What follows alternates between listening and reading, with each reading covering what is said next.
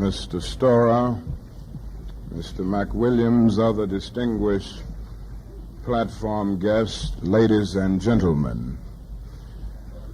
I need not pause to say how very delighted I am to be here this afternoon and to have the privilege of being a part of this very significant conference.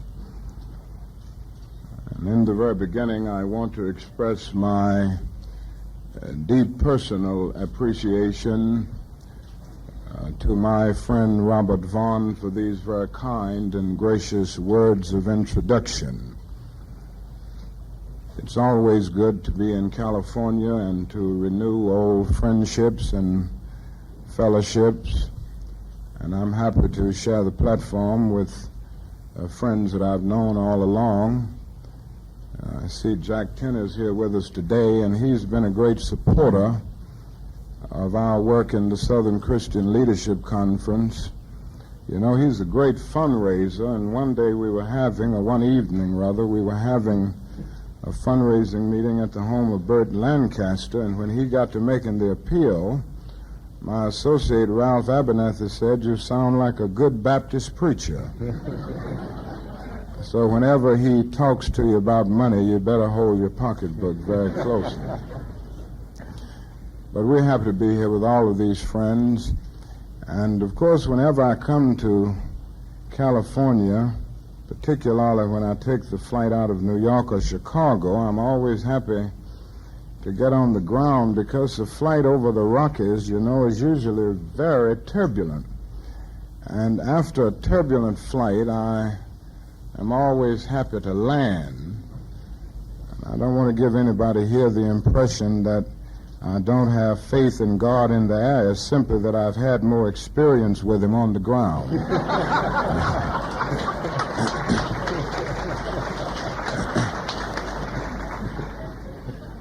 Let me say briefly how happy I am to be here under the auspices of Nation magazine. Through its journalistic integrity and its genuine liberalism, certainly this magazine has carved for itself an imperishable niche in the annals of journalistic history in our nation. And I know those of us who are readers and subscribers of Nation magazine are deeply indebted to it for all that it has done to make the discussion of the vital issues of our day and our age a reality.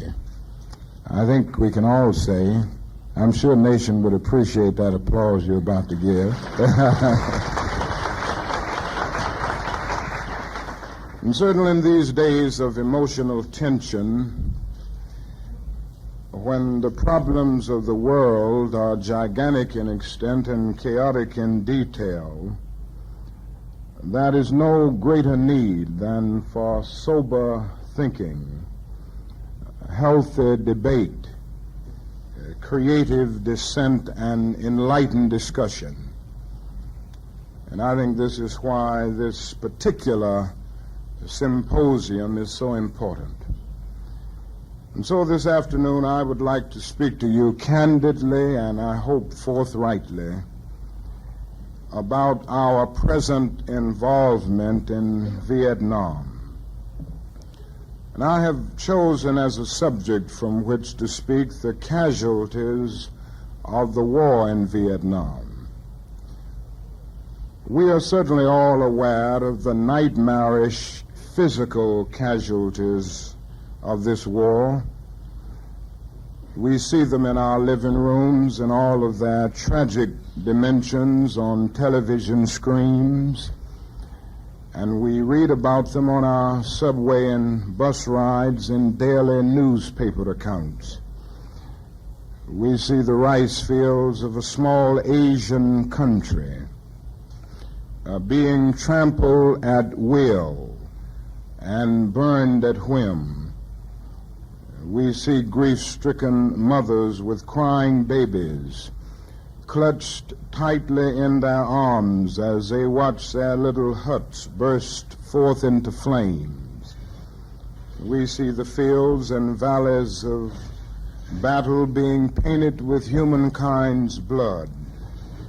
We see the broken bodies left prostrate in countless fields. Most tragic of all is the casualty list among children. It is estimated that some 1 million Vietnamese children have been casualties of this brutal war, a war in which children are incinerated by napalm, in which American soldiers die in mounting numbers, while other American soldiers, according to press accounts, in unrestrained hatred shoot the wounded enemy as they lie on the ground. It is a war that mutilates the conscience. These casualties are enough to cause all men to rise up with righteous indignation and oppose the very nature of this evil war. But the physical casualties of the war in Vietnam are not alone the catastrophes. The casualties of principles and values are equally disastrous and injurious. If the casualties of principle are not healed, the physical casualties will continue to mount. One of the first casualties of the war in Vietnam was the Charter of the United Nations. In taking armed action against the Viet Cong and North Vietnam, the United States clearly violated the UN Charter, which provides in Chapter 1, Article 2, that all members shall refrain in their international relations from the threat or use of force against the territorial integrity or political independence of any state or in any other manner inconsistent with the purposes of the United Nations. And in Chapter 7, it states that the Security Council shall determine the existence of any threat to peace, breach of the peace, or act of aggression, and shall make recommendations or shall decide what measures shall be taken to maintain or restore international peace and security. It is very obvious that our government blatantly violated its obligation under the Charter of the UN to submit to the Security Council its charge of aggression against North Vietnam. Instead, we unilaterally launched an all-out war on Asian soil. In the process, we have undermined the purpose of the UN and caused its effectiveness at many points to atrophy. We have also placed our nation in the position of being morally and politically isolated. Even the long-standing allies of America have adamantly refused to join our government in this ugly war. As Americans and lovers of democracy, we should carefully ponder the consequence of our nation's declining moral status in the world. The second casualty of the war in Vietnam is the principle of self-determination. By entering a war that is little more than a domestic civil war, America has ended up supporting a new form of colonialism covered up by certain niceties of complexity.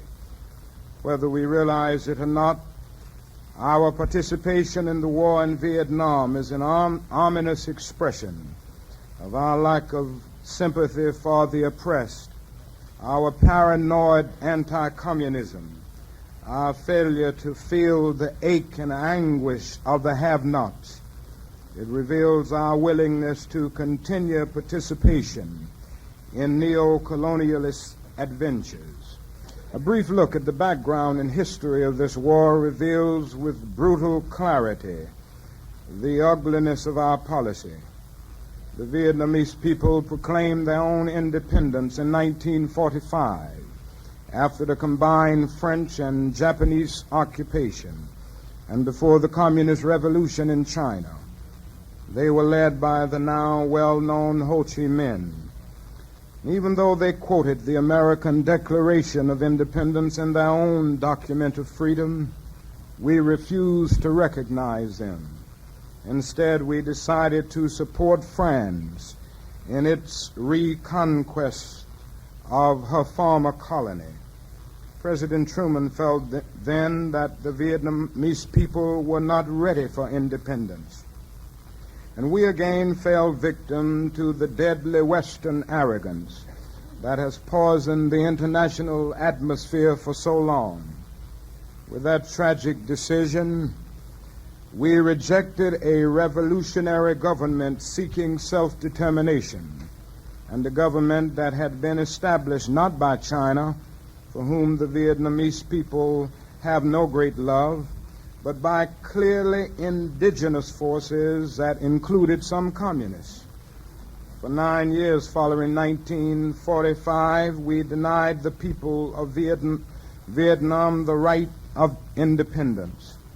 For 9 years, we vigorously supported the French in their abortive effort to recolonize Vietnam.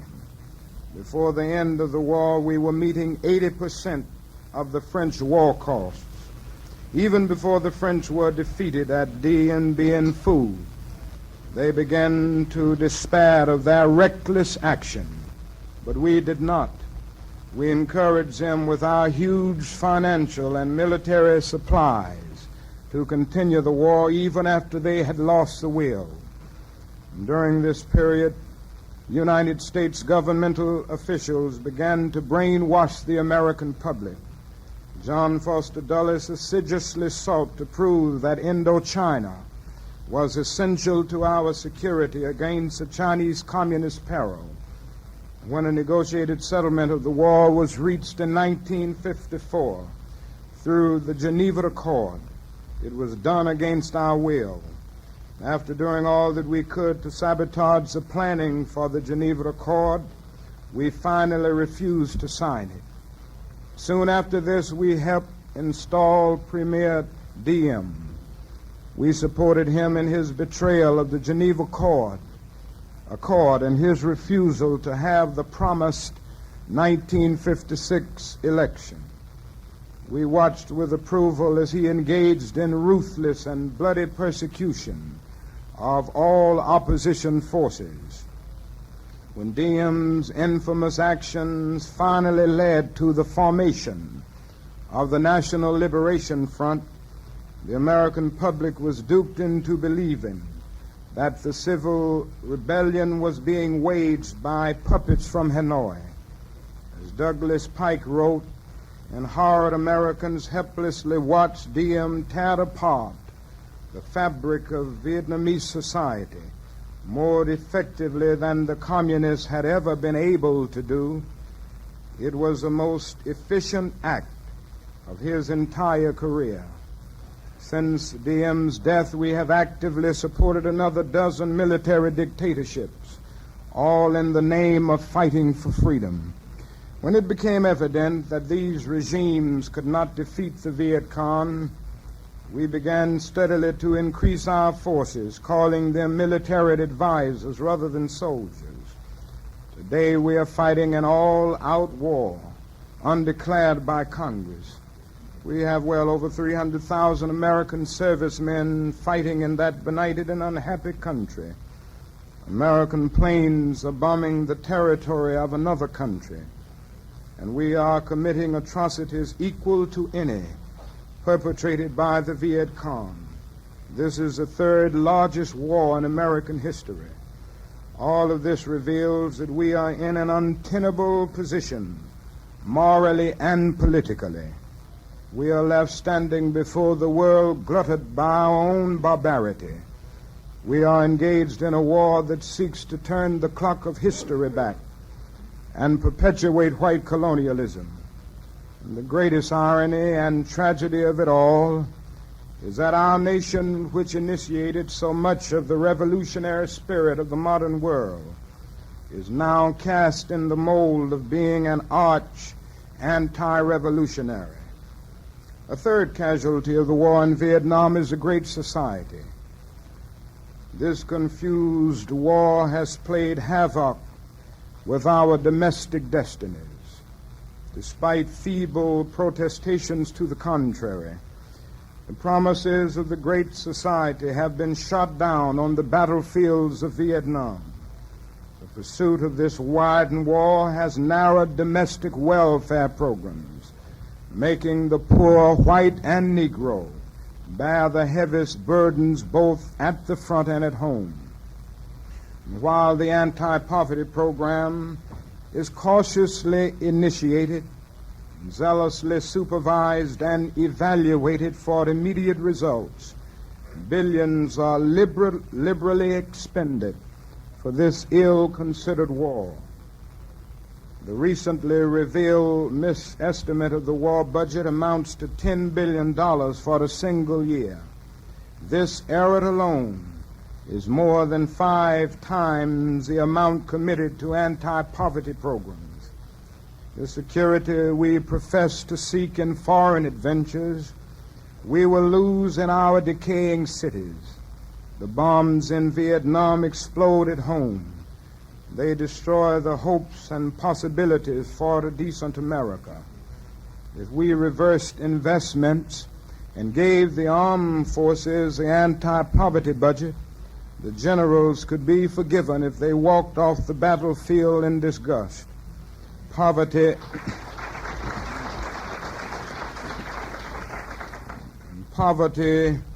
urban problems, and social progress generally are ignored when the guns of war become a national obsession, when it is not our security that is at stake, but questionable and vague commitments to reactionary regimes.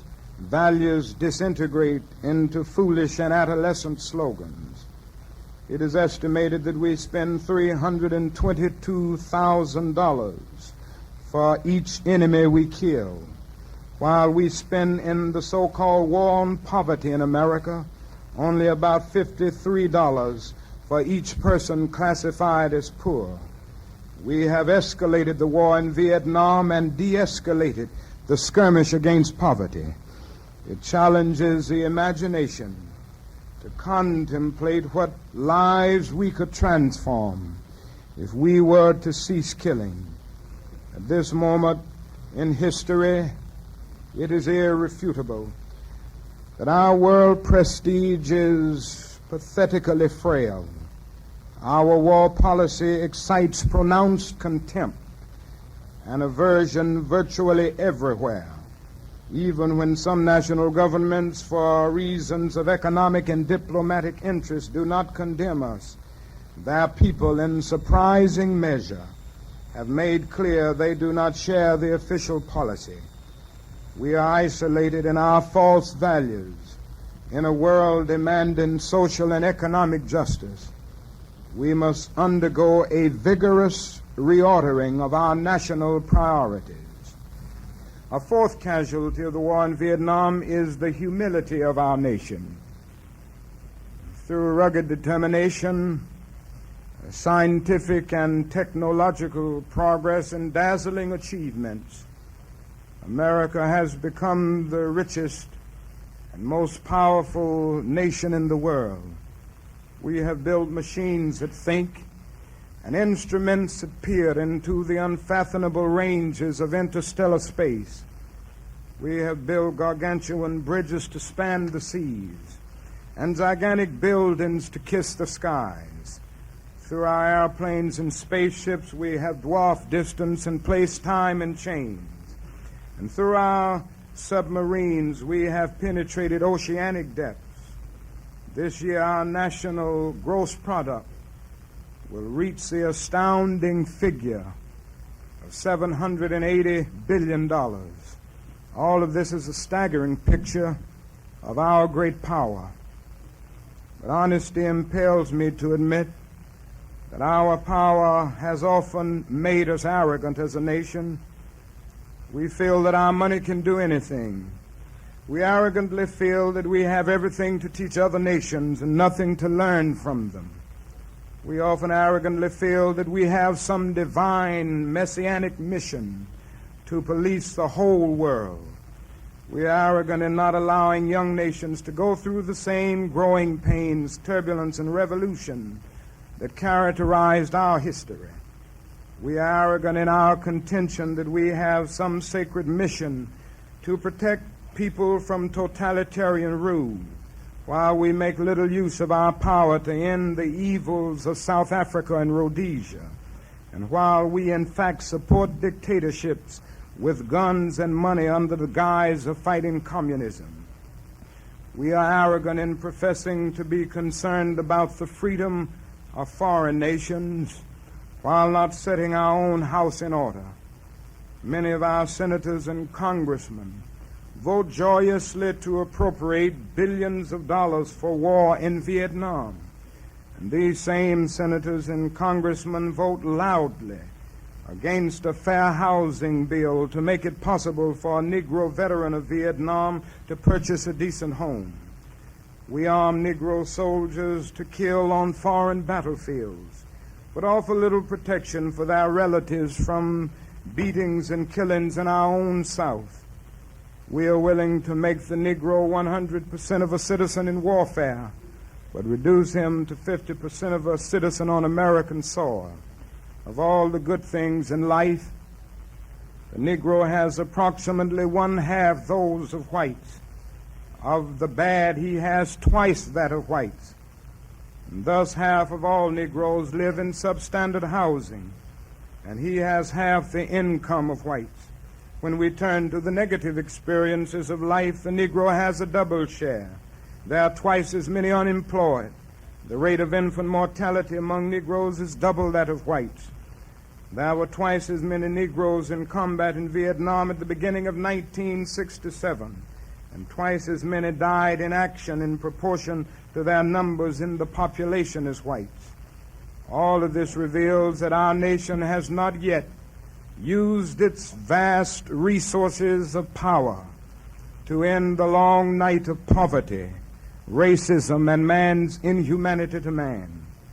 Enlarged power means enlarged peril, if that is not concomitant growth of the soul. Genuine power is the right use of strength. If our nation's strength is not used responsibly and with restraint, it will be, following Lord Acton's dictum, power that tends to corrupt, and power that corrupts, an absolute power that corrupts absolutely. Our arrogance can be our doom. It can bring the curtains down on our national drama. Ultimately, a great nation is a compassionate nation. We are challenged in these turbulent days to use our power to speed up the day when every valley shall be exalted and every mountain and hill shall be made low, and the crooked places shall be made straight, and the rough places plain. A fifth casualty of the war in Vietnam is the principle of dissent, an ugly, repressive sentiment to silence peace seekers, depicts advocates of immediate negotiation under terms of the Geneva Agreement, and persons who call for the cessation of bombings in the North as quasi-traitors, fools, or venal enemies of our soldiers and institutions. Free speech and the privilege of dissent and discussion are rights being shot down by bombers in Vietnam. When those who stand for peace are so vilified, it is time to consider where we are going and whether free speech has not become one of the major casualties of the war. Curtailment of free speech is rationalized on grounds that a more compelling American tradition forbids criticism of the government when the nation is at war. More than a century ago, when we were in a declared state of war with Mexico, a first-term congressman by the name of Abraham Lincoln stood in the halls of Congress and fearlessly denounced that war. Congressman Abraham Lincoln of Illinois had not heard of this tradition. He was not inclined to respect it, nor had Thoreau and Emerson. and many other philosophers who shaped our democratic principles, nothing can be more destructive of our fundamental democratic traditions than the vicious effort to silence dissenters. A sixth casualty of the war in Vietnam is the prospects of mankind's survival. This war has created the climate for greater armament and further expansion of destructive nuclear power. One of the most persistent ambiguities that we face is that everybody talks about peace as a goal. However, it does not take sharpest-eyed sophistication to discern that while everybody talks about peace, peace has become practically nobody's business among the power wielders. Call the roll of those who sing the glad tidings of peace, and one's ears will be surprised by the responding sounds. The heads of all of the nations issue clarion calls for peace, yet these destiny determiners come accompanied by a band and a brigade of national choristers, each bearing unsheathed swords rather than olive branches. The stages of history are replete with the chants and choruses of the conquerors of old, who came killing in pursuit of peace. Alexander, Genghis Khan, Julius Caesar, Charlemagne, and Napoleon were akin in their seeking a peaceful world, a world fashioned after their selfish conceptions of an ideal existence. Each sought a world at peace which would personify their egotistic dreams. Even within the lifespan of most of us, another megalomaniac strode across the stage of history. He sent his troops blazing across Europe, bringing havoc and holocaust in his wake. That is grave irony in the fact that Hitler could come forth following the nakedly aggressive expansionist theories he revealed in Mein Kampf, and do it all in the name of peace. So when I see in this day the leaders of nations similarly talking peace while preparing for war, I take frightful pause. When I see our country today intervening in what is basically a civil war, destroying hundreds of thousands of Vietnamese children and adults with napalm, and sending home half men mutilated mentally and physically. When I see the recalcitrant unwillingness of our government to create the atmosphere for a negotiated settlement of this awful conflict by halting bombings in the north and agreeing to talk with the Viet Cong, and all this in the name of pursuing the goal of peace, I tremble for our world. I do so not only from dire recall of the nightmares wreaked in the wars of yesterday, but also from dreadful realization of today's possible nuclear destructiveness and tomorrow's even more damnable prospects. The past is prophetic in that it asserts loudly that wars are poor chisels for carving out peaceful tomorrows. One day we must come to see that peace is not merely the distant goal that we seek, but a means by which we arrive at that goal. We must pursue peaceful ends through peaceful means. How much longer must we play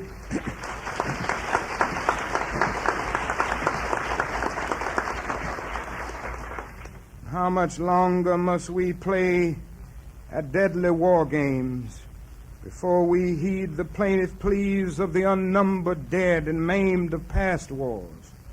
Why can't we at long last grow up and take off our blindfolds, chart new courses, put our hands to the rudder, and set sail for the distant destination, the port city of peace?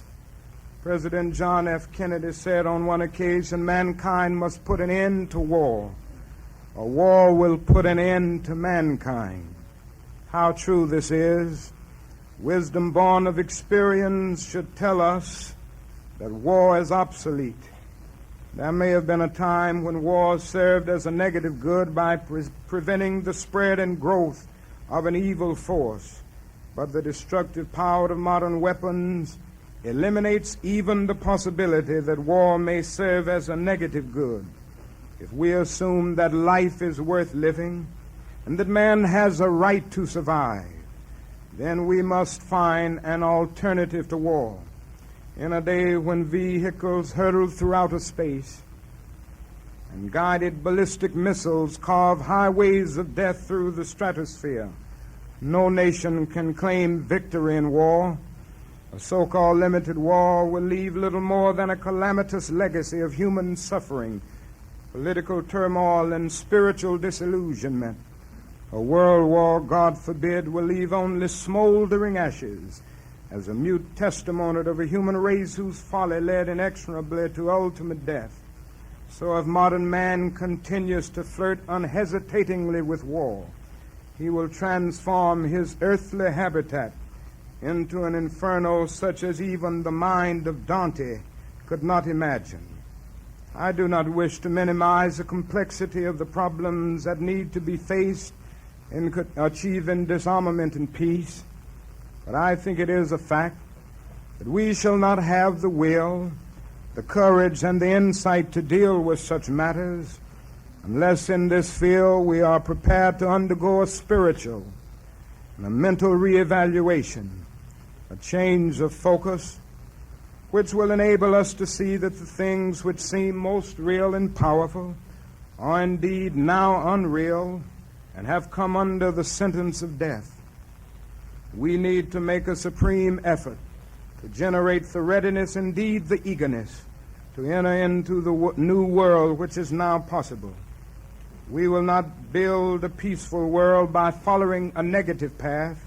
It is not enough to say we must not wage war. It is necessary to love peace and sacrifice for it. We must concentrate not merely on the negative expulsion of war, but on the positive affirmation of peace. That is a fascinating little story that is preserved for us in Greek literature about Ulysses and the Sirens. The Sirens had the ability to sing so sweetly that sailors could not resist steering toward their island. Many ships were lured upon the rocks, and men forgot home, duty, and honor as they flung themselves into the sea to be embraced by the arms that drew them down to death. Ulysses, determined not to be lured by the Sirens, first decided to tie himself tightly to the mast of his boat, and his crew stuffed their ears with wax. But finally he and his crew learned a better way to save themselves. They took on board the beautiful singer Orpheus, whose melodies were sweeter than the music of the sirens. When Orpheus sang, who bothered to listen to the sirens? So we must fix our vision not merely on the negative expulsion of war, but upon the positive affirmation of peace. We must see that peace represents a sweeter music, a cosmic melody that is far superior to the discords of war. Somehow we must transform the dynamics of the world power struggle from the negative nuclear arms race, which no one can win, to a positive contest to harness man's creative genius for the purpose of making peace and prosperity a reality for all of the nations of the world. In short, we must shift from the arms race into a peace race. If we have the will and determination to mount such a peace offensive, we will unlock hitherto tightly sealed doors of hope and bring new light into the dark chambers of pessimism. Let me say finally that I oppose the war in Vietnam because I love America. I speak out against it not in anger, but with anxiety and sorrow in my heart, and above all with a passionate desire to see our beloved country stand as the moral example of the world. I speak out against this war because I'm disappointed with America. There can be no great disappointment where there is not great love. I'm disappointed with our failure to deal positively and forthrightly with the triple evils of racism, extreme materialism, and militarism. We are presently moving down a dead-end road that can lead to national disaster. Jesus once told a parable of a young man who left home and wandered into a far country, where in adventure after adventure and sensation after sensation he sought life, but he never found it. He found only frustration and bewilderment. The further he moved from his father's house, the closer he came to the house of despair. The more he did what he liked, the less he liked what he did. After the boy had wasted all, the famine developed in the land, and he ended up seeking food in a pig's trough. But the story does not end there. It goes on to say that in this state of disillusionment, blinding frustration and homesickness, the boy came to himself and said, I will arise and go to my father, and will say to him, Father, I have sinned against heaven and before thee. The prodigal son was not himself when he left the father's house, or when he dreamed that pleasure was the end of life. Only when he made up his mind to go home and be a son again did he really come to himself. The parable ends with the boy returning home to find a loving father waiting with outstretched arms and a heart filled with unutterable joy. This is an analogy of what America confronts today. Like all human analogies, it is imperfect, but it does suggest some parallels worth considering. America has strayed to the far country of racism and militarism. The home that all too many Americans left was solidly structured idealistically. Its pillars were soundly grounded in the insights of our Judeo-Christian heritage. All men are made in the image of God. All men are brothers. All men are created equal. Every man is an heir to a legacy of dignity and worth. Every man has rights that are neither conferred nor derived from the state. They are God-given. Out of one blood God made all men to dwell upon the face of the earth. What a marvelous foundation for any home. What a glorious and healthy place to inhabit. But America strayed away, and this unnatural excursion has brought only confusion and bewilderment. It has left hearts aching with guilt and minds distorted with irrationality. It has driven wisdom from her sacred throne. And this long and callous sojourn in the far country of racism and militarism has brought a moral and spiritual famine to the nation.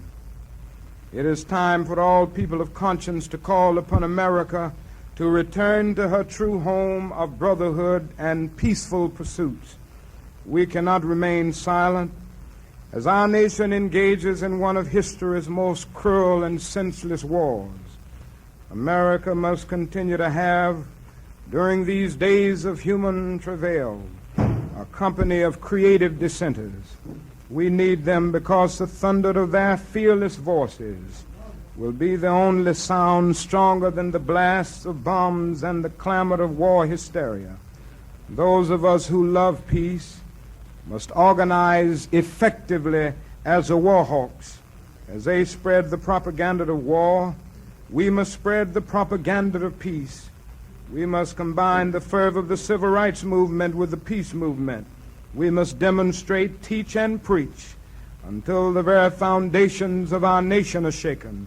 We must work unceasingly to lift this nation that we love to a higher destiny, to a new plateau of compassion, to a more noble expression of humaneness. I have tried to be honest today.